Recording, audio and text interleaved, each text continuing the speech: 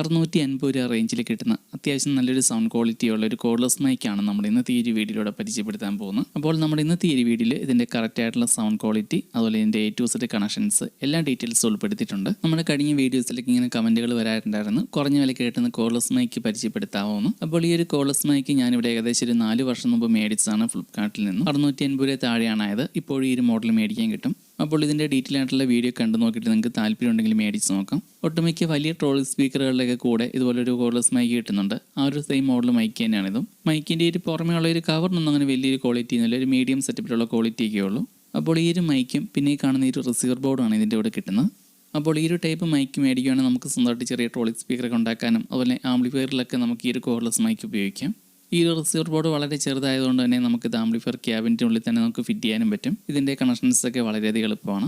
അപ്പോൾ ആദ്യമേ തന്നെ നമുക്ക് മൈക്കിൻ്റെ ഡീറ്റെയിൽസിലേക്ക് കിടക്കാം. മൈക്കിൽ ഈ കാണുന്ന പോലെ ചെറിയൊരു ഓൺ ഓഫ് സ്വിച്ച് ഉണ്ട്. ഈ ഒരു സ്വിച്ച് ഏറ്റവും താഴേക്ക് ഇടുമ്പോൾ മൈക്ക് ഓഫ്, സെൻറ്ററിലേക്ക് ഇടുമ്പോൾ മ്യൂട്ട്, ഏറ്റവും ടോപ്പിലാണ് ഓൺ. മൈക്ക് ഓൺ ചെയ്യുമ്പം ഇതിലുള്ള LED ഇൻഡിക്കേറ്റർ ഒന്ന് ബ്ലിങ്ക് ചെയ്യും, ഇത്രയേ ഉള്ളൂ. ഇതിലെ ബാറ്ററി ചാർജ് കുറവാണെങ്കിൽ മാത്രമാണ് ഈ ഒരു LED ഇൻഡിക്കേറ്റർ തെളിഞ്ഞ് നിൽക്കുകയുള്ളൂ. ഈ ഒരു മൈക്ക് വർക്ക് ചെയ്യാൻ ഉപയോഗിക്കേണ്ടത് 2 AA ബാറ്ററിയാണ്.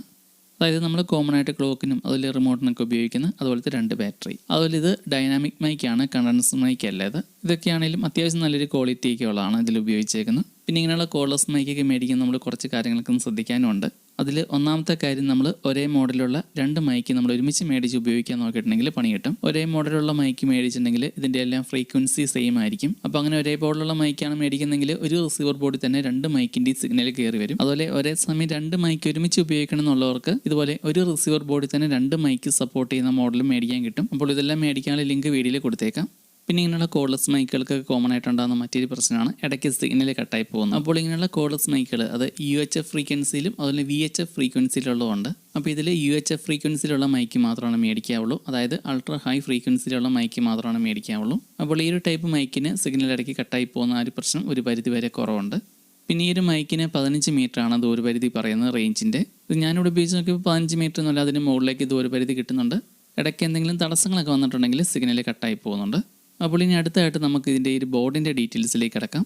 അപ്പോൾ ഈ കാണുന്ന പോലെ വളരെ ചെറിയ ബോർഡാണ്. ഇതിലേക്ക് കണക്ട് ചെയ്യാനുള്ള വയർ കണക്ടറൊന്നും ഇതിൻ്റെ കൂടെ കിട്ടിയിട്ടില്ലായിരുന്നു. ഇതിൻ്റെ കൂടെ ഈ ഒരു ആൻറ്റിന വയർ മാത്രമാണ് ഇതിൻ്റെ കൂടെ കിട്ടിയിട്ടുണ്ടായിരുന്നുള്ളൂ, ബാക്കിയൊക്കെ ഞാൻ കണക്ട് ചെയ്തതാണ്.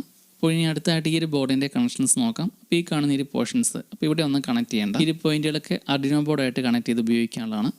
അപ്പോൾ ഈ പിൻ ഔട്ടിൽ ഇതിൻ്റെ മുകളിലും താഴെയായിട്ട് ഔട്ട്പുട്ട് 1 എന്ന് കൊടുത്തിട്ടുണ്ട്. അപ്പോൾ ഈ 2 പോയിന്റുകളും സെയിം കണക്ഷൻ തന്നെയാണ്. അതായത് ഈ ഒരു ബോർഡിൻ്റെ ഓഡിയോ ഔട്ടാണ് ഇതിൽ നിന്ന് കിട്ടുന്നത്. പിന്നെ ഉള്ളത് ഈ കാണുന്ന ഈ GND എന്നുള്ള ഒരു പോയിന്റ്, അതായത് ഗ്രൗണ്ട്, അതായത് കോമൺ ആയിട്ടുള്ള നെഗറ്റീവ്.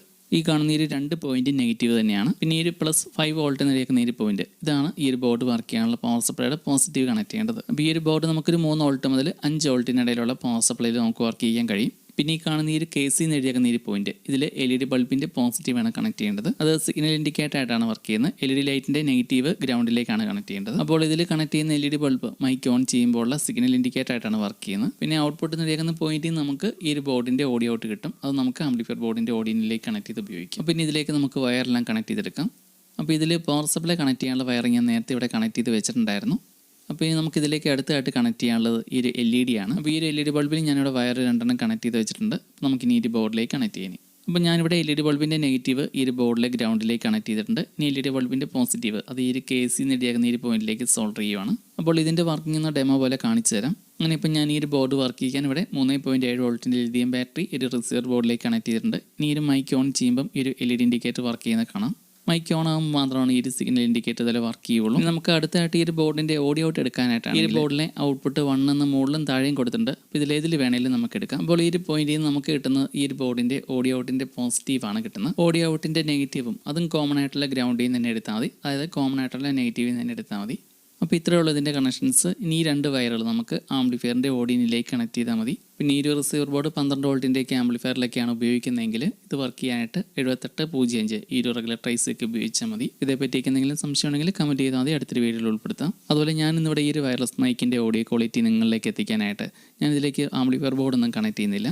അതിന് പകരമായിട്ട് നമ്മൾ ഈ ഒരു കേബിൾ ഈ ഒരു റിസീവർ ബോർഡിൻ്റെ ഓഡിയോ ഔട്ടിൽ കണക്ട് ചെയ്യുന്നു. ഈ ഒരു കേബിളിൻ്റെ അറ്റത്തുള്ള ഈ പിന്നെ നമ്മൾ ഈ ഒരു വീഡിയോ ഷൂട്ട് ചെയ്യുന്ന ഈ ഒരു ക്യാമറയിലേക്ക് കണക്ട് ചെയ്യുവാണെങ്കിൽ ഈ ഒരു മൈക്കിൻ്റെ കറക്റ്റ് ആയിട്ടുള്ള ഓഡിയോ ക്വാളിറ്റി നിങ്ങൾക്ക് അറിയാം. അതുപോലെ അതിന് മുമ്പായിട്ട് ഇതിൻ്റെ വർക്കിംഗ് ഒന്ന് ഡെമോ പോലെ കാണിക്കാം. ഈ ഒരു ബോർഡിലേക്ക് ഞാൻ ബാറ്ററി കണക്ട് ചെയ്തിട്ടുണ്ട്.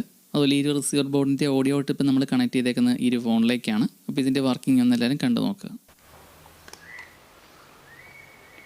hello, check, check, hello, check, check, hello, check, check, hello, hello, check, check, hello, hello, check.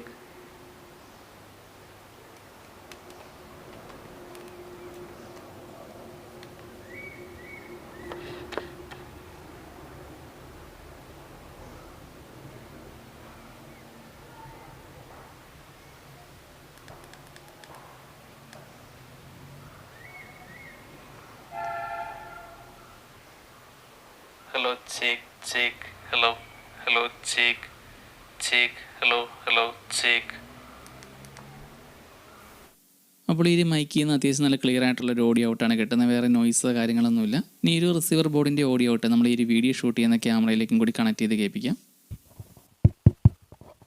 ഇപ്പോൾ നിങ്ങൾ കേൾക്കുന്ന ഈ ഒരു സൗണ്ട് നമ്മൾ ഈ ഒരു മൈക്കിൻ്റെ റിസീവർ ബോർഡിൽ നിന്നുള്ള ഓഡിയോ ഔട്ട് നേരെ ഈ ഒരു വീഡിയോ റെക്കോർഡ് ചെയ്യുന്ന ക്യാമറയിലേക്ക് കണക്ട് ചെയ്തേക്കുവാണ്. അപ്പോൾ അത്യാവശ്യം മോശമില്ലാത്ത രീതിയിലുള്ള സൗണ്ട് ക്വാളിറ്റി ഈ ഒരു ബോർഡിനുണ്ട്. അപ്പോൾ ഈ ഒരു വയർലെസ് മൈക്കിൻ്റെ ഓഡിയോ ക്വാളിറ്റി കേൾക്കുന്ന രീതിയിലാണ്. അപ്പോൾ നിങ്ങൾക്ക് താല്പര്യമുണ്ടെങ്കിൽ മേടിച്ച് നോക്കാം. പിന്നെ സൗണ്ട് ക്വാളിറ്റിയിൽ മൈക്കിന് മാത്രം കുറ്റം പറഞ്ഞിട്ട് കാര്യമില്ല. നമ്മളിതിനകത്ത് ഉപയോഗിക്കുന്ന ആംപ്ലിഫയർ ബോർഡ്, അതിൻ്റെ ഔട്ടിൽ കണക്ട് ചെയ്യുന്ന സ്പീക്കർ, ബൂഫർ, ഇതിൻ്റെയൊക്കെ അനുസരിച്ചിരിക്കും.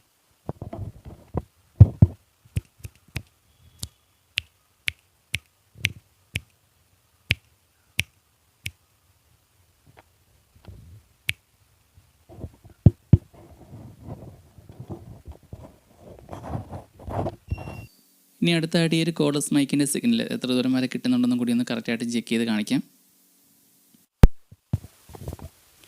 അങ്ങനെ ഇപ്പോൾ ഈ ഒരു മൈക്കിന് എത്ര ദൂരം സിഗ്നൽ കിട്ടുന്നുണ്ടെന്ന് ടെസ്റ്റ് ചെയ്യാനായിട്ട് നമ്മൾ ഏകദേശം 30 മീറ്റർ പുറകിലേക്ക് വന്നിട്ടുണ്ട്.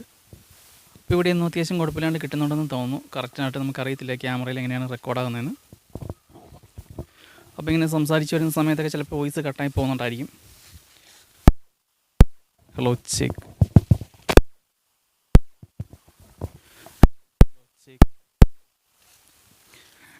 എന്തായാലും ഒരു 15 മീറ്റർ ചുറ്റളവിലൊന്നും വലിയ കുഴപ്പമില്ലാണ്ട് കിട്ടുന്നുണ്ടായിരുന്നു. Hello check,